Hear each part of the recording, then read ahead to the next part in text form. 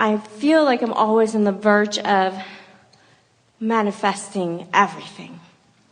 And I'm so happy, and I'm so happy, and I'm there, and everything, and then it doesn't happen. I'm like, what is it that I'm resisting? What is it that I'm not doing? Is there a glitch in my process? And when you say everything, do you really want everything to manifest now? Not at once, but... And do you agree with us, at least to some extent, that when you're happy, that is a manifestation? Because we want to say to you that in this moment, as you received something that felt like a real manifestation, in other words, it wasn't something you had to conjure in your own mind, it wasn't something that you had to do by going general. We picked you, and you liked it. And everyone saw you bouncing over here. And when you sat down, you said, awesome. And you said, I'm so happy. And so you were having a happy response to a manifestation. We want the happy to be the manifestation. Can you feel the difference? Mm-hmm. So we want to say to you that it is not true and it is not logical that if you are happy, happy, happy, happy, happy and feeling on the verge that things aren't coming. That defies law. So there must be something else going on. You must not be as in advance happy as you think you are. You must be waiting for the manifestation to really be happy. That's the glitch. You're waiting for the manifestation. You're waiting for something to happen to which you can have a happy response. That's backwards. Get happy, and that happy from inside the vortex then causes the manifestation. You follow? Could not have been a better demonstration. Yeah, that was great. Good enough? Yes, but may I have one more? My sister has been wanting to ask you a question about... we'll just leave that for another time. Really. So many people right here. Okay, that's fine. You get that. Yeah. Okay, thank you. Yes, indeed.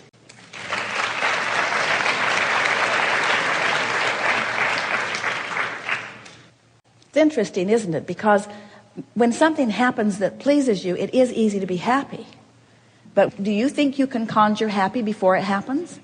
That's the work. Conjure happy before it happens, and from the vortex, the manifestation will then occur. That's how it happens. So if you can think of the happy as the manifestation, which you have complete control over, don't you? Then you've got it.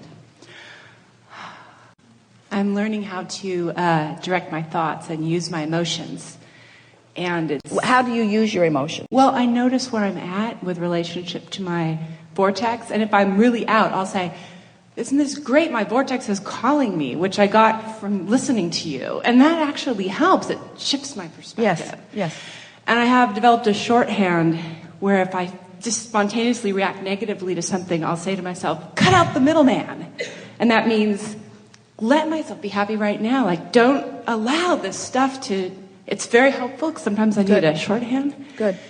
I'm a writer, artist, and a businesswoman. And I love the idea of turning downstream to do my best work ever. And I feel that power when I turn downstream. It's so exciting. But we hear a lot of stories in our world about people who've written books and done works of art and created businesses only through tremendous toil. And so I'm wondering, how do I reconcile the fact that it does seem like so much that we all appreciate and enjoy, at least I've heard that it came from huge amounts of toil, with the idea that I want to actually relax into my brilliance and, my best self? Well, it is a logical thing that as you're sifting, that in that contrast, that it could feel like hard work and toiling. And the fact of it is, this is really the most significant thing that we want to say in response to what you just said. It always works. You just have to decide how much work you need to make it. Okay. Because it's all about your expectation. Okay. Most everybody has been touched enough by the people around you. We can get right back to the beginning of this. When you come into this physical experience, you have this guidance system that is letting you know where you are in relationship to everything that you want. But you're also vividly aware of the people in your life who are giving you feedback. So when you behave in certain ways, they give you feedback. And you, almost all of you, tend to respond to the feedback that you're getting. So without meaning to, they train you away from your guidance, and you allow yourself to be trained away from your guidance, where it becomes increasingly important to you what others think about what you're doing. Right. So in a world that wants behavior from you, it starts with your parents. Your parents want certain things from you because, like our friend just now, they feel good when pleasing things are around them. When something good happens, they are pleased, and so they train you into behavior that is pleasing to them. Almost everyone will do that to you if you will allow it. They will let you know what you could do to make their world better, because everyone is selfishly oriented. And so when you allow yourself to factor in what somebody else wants over and above how you feel about it, it doesn't take long before you have a secondary guidance system that isn't good for you and doesn't work very well, but almost everybody has it, where you begin to perform as someone expects you to.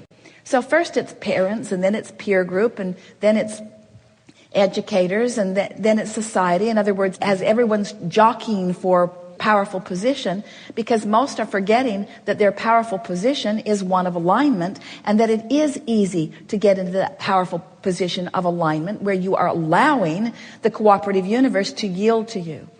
So when you are standing in your physical space and observing what's going on around you, we said earlier how interesting and intoxicating and enticing it is, because there is so much texture, there is so much vividness about this physical world in which you are living. And so things that are manifesting are interesting, they are compelling.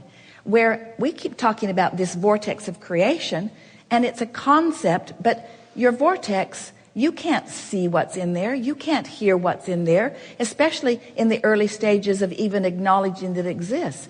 It's only a feeling place, it's an emotional place that has the ability, once you resonate long enough with the emotion of it, once you tune yourself to that emotion of that vortex,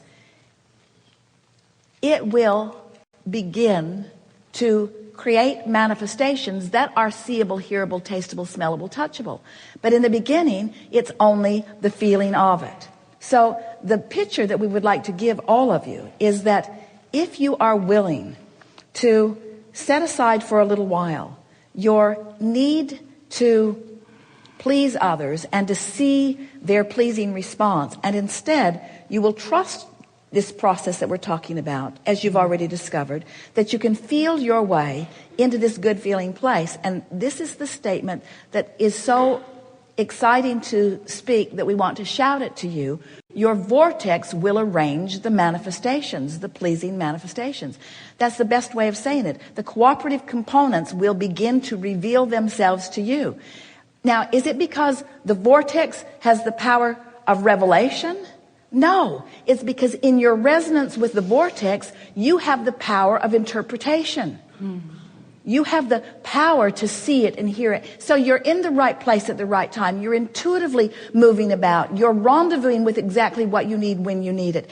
And this feeling of worthiness just sweeps over you as you feel the comfortable path of unfolding that you're upon, where everything, each and everything, anything and everything that you need is just presented to you, not all at once, like you think you might want, not all at once, but incrementally, so that you can digest it and devour it and enjoy it. You don't want to eat all your food all at once either.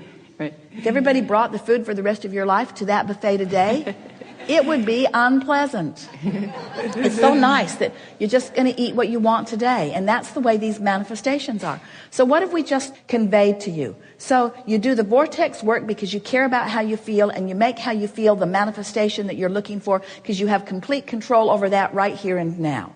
And you do it often enough that you find pretty steady, ready resonance with your vortex, and then all of the things that you've put into the vortex, now because of your state of resonance and alignment, begin to reveal themselves to you in the form of manifestation. And people who are watching you say, "What kind of magic pill did you take?" And you say, I discovered what true manifestation is, gave it my undivided attention, and now the cooperative universe is yielding to me in specific detail each and everything that I've ever asked for. That's the way that it works. That's great. I'm experiencing that. Yes. Thank you. Yes, indeed.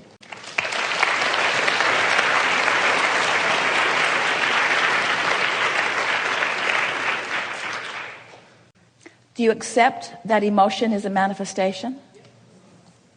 Then you're there. If you've got that and you leave here believing that you can affect the way you feel and you practice it for just a few days, your vortex is going to start delivering big time to you those things that you've been waiting for. Is emotion a manifestation? Just want to keep checking to see if you really get that. And isn't it the manifestation that's at the root of everything you want? And do you believe that you can conjure it without the evidence that supports it? That really is the question here, because you cannot force the evidence to which you would have a good feeling response if you could, but you can't force it because vibrationally it has to line up. But you can find a feeling response. Yes, can you? A woman said, I have arthritis and I'm in pain.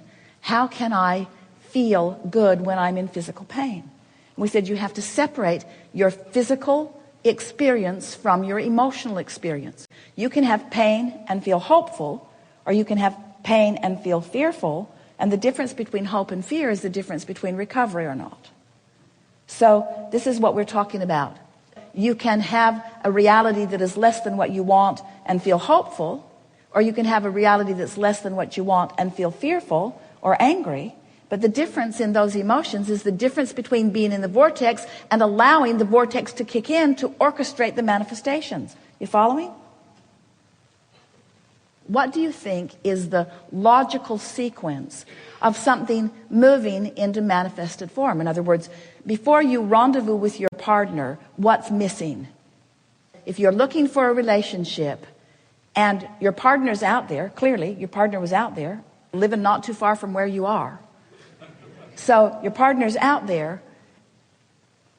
After you met them, what was the missing factor before you met them? What was missing? The rendezvous. Just the rendezvous was all that was missing. Just the rendezvous. Just the allowing of the meeting. You see, if you will let the emotion be the manifestation that you're looking for rather than the meeting, if you'll let the emotion be what you're looking for and you find it, then the meeting is certain. The rendezvous with the money, the rendezvous with the idea, the rendezvous with the business, the rendezvous with the wellness, the rendezvous with everything.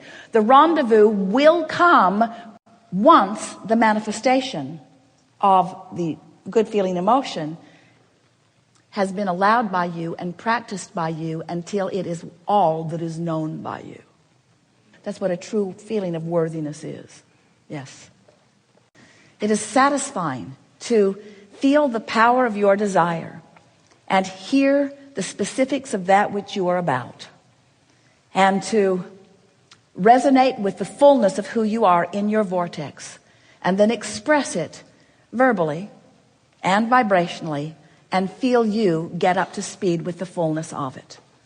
For us, these gatherings are always more emotional than they are verbal, meaning it is always much more of a feeling experience as we feel you little by little come into fuller resonance with who you really are. We want to say to you that we all make way too much of all of this. That you can't get it wrong and you never get it done. And the reason that you never get it wrong is because it's not done. It's never done. It's never done. It's never done. It's never done. There's just more opportunity for you to discover and experience the fullness of who you are.